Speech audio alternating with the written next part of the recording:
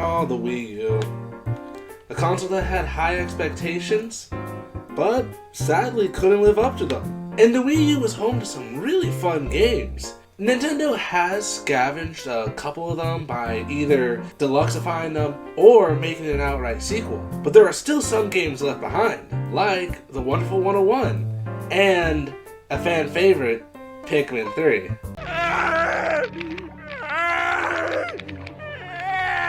But there's one game that boggles me the most, especially how Nintendo hasn't either made a sequel or at least deluxified it. Welcome everybody, I'm Slipback Reviews, and this week's review is an abandoned 3D platformer with our special red plumber in Super Mario 3D World. Hold it! Are you a misfortunate rando that just happened to click this video? Ha! Well, if you liked the video, why not go and hit the subscribe button and help support the channel. You can also hit the bell, but we all know you're just gonna keep refreshing your recommendations. But hey, if you don't subscribe, I understand. I'll just find you, and it won't end pretty. So that's all the time I got, so enjoy the video. Now, Nintendo confuses me. Super Mario 3D World sold really well, about 5 million copies to boot, and it's the second best-selling Wii U game on the system. Nintendo has referenced it, especially making it the selling point for Mario Maker 2, but it's not the 3D world us fans want. Now, let's wahoo into this review, starting with the story. Mario and friends are enjoying a walk during a fireworks show until they encountered a messed up pipe. Mario and Luigi, actually utilizing their plumber skills, fixes the pipe. Suddenly, a distressed Sprixie appears. She warns them that Bowser is capturing her sisters, but Mr. Steal Your Girl pops in and takes her away. Peach tried to save her, but instead fell into the pipe like a dope.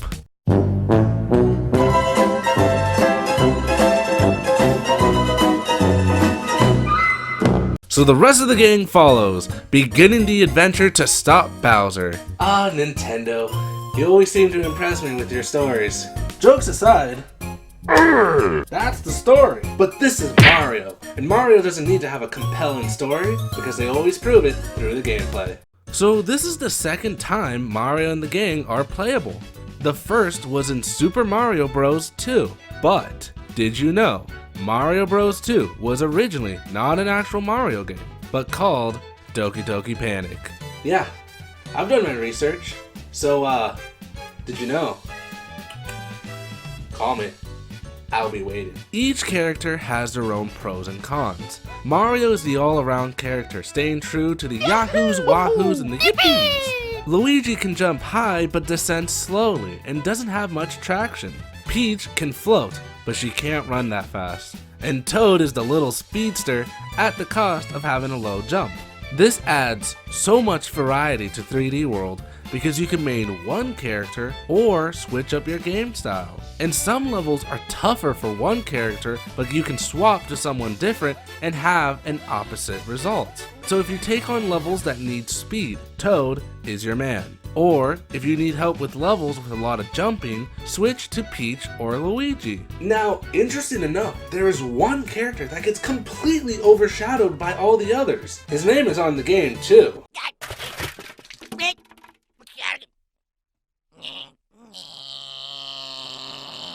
Sadly, Mario is much more of a challenge to play than any of the other characters. But hey, I don't mind. Either way, I'm a Luigi fan. Oh yeah! Another selling point to Super Mario 3D World are the brand new powers. First of which is the bell. This power turns the gang into a furry. The bell power-up gives the wearer the abilities of a cat, like scratching, climbing, and dashing in the air. Yahoo! The second power-up is my favorite. It's called the Double Cherry. This power-up duplicates the consumer, letting you have multiple versions of you running around, adding an interesting flair to some puzzle solving. But wait, if a clone is a part of you, technically it has all the same thoughts and memories of the first. So If you have a clone that is the exact replica of you and it's its own person, technically we don't know if the real one died or if the clone one dies, because they are same and they are alike and they have everything of them. So, does this mean that this whole time Mario could have been dead and we've been thinking the real one is his clone? Is margarine even butter? Now, we all know when you hear a game with Mario and 3D, you can tell what type of game it's going to be. Each level is fun and challenging, and like I stated before, you can play every level in a variety of ways. But there are two outliers. First of which are these levels where you ride this big, goofy-looking aquatic creature that won my heart. Her name is Plessy, and these levels play like the slide from Mario 64, where you collect coins and stars. Second are the Captain Toad levels. See, before he got his own game, this was where it all started. Humble beginnings. Man, he's beating needed to be saved. These play like little puzzle boxes, because Captain Toad's bag is so heavy, he can't jump or attack. So you have to navigate around, finding stars in nooks and crannies by moving the camera. I do want to touch on the post game because it adds a little more to 3D World, but first, Bowser turns into a furry. And it's a pretty epic boss fight, but I digress. After beating the game, the Sprixies build you a rocket. Mario and friends venture into space, where there are more levels to play. These levels are much more challenging, but you unlock a familiar friend. It's Roselia from You Are Mr. Gay.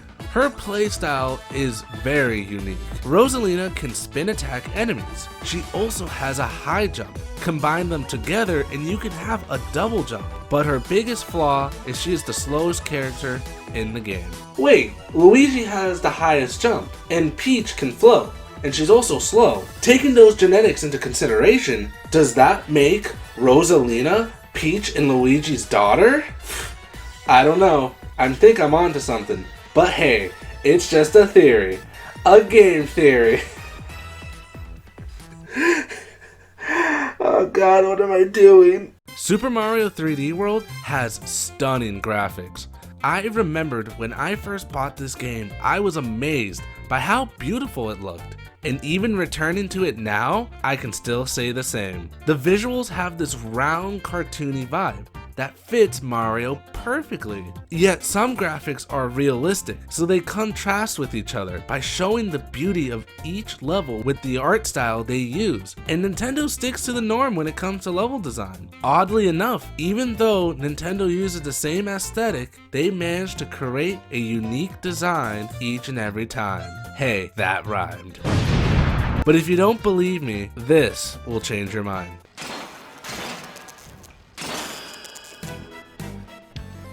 Oh my orgasmic god. This is so over the top and I love it. Bowser's World is gorgeous. The glitz, the glamour, and the song accompanying it.